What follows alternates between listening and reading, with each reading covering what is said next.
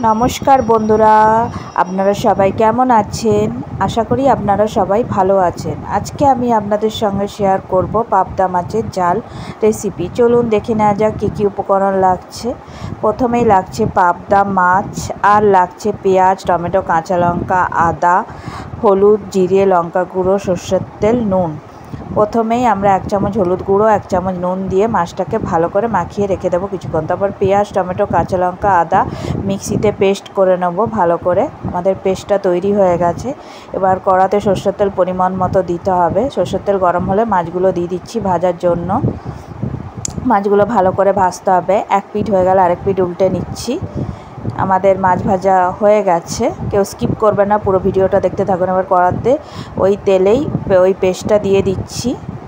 তারপর এক চামচ হলুদ গুঁড়ো এক চামচ জিরে গুঁড়ো এক চামচ লঙ্কা গুঁড়ো এক চামচ নুন দিয়ে দিচ্ছি। দিয়ে মশলাটাকে ভালো করে কষাতে হবে।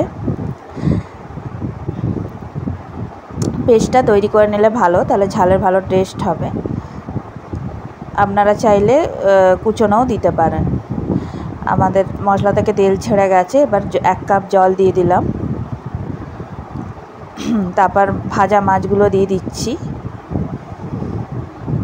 তারপর ভাজা মাছগুলো দিয়ে 5 মিনিট মতো ফোটাতে হবে।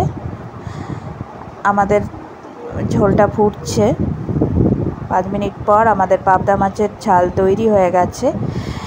ভিডিওটা ভালো লাগলে সাবস্ক্রাইব করবেন আমার চ্যানেলকে, বেল আইকন প্রেস করে লাইক শেয়ার কমেন্ট অবশ্যই করবেন। পরবর্তী ভিডিওতে আবার দেখা হবে। Thanks for watching.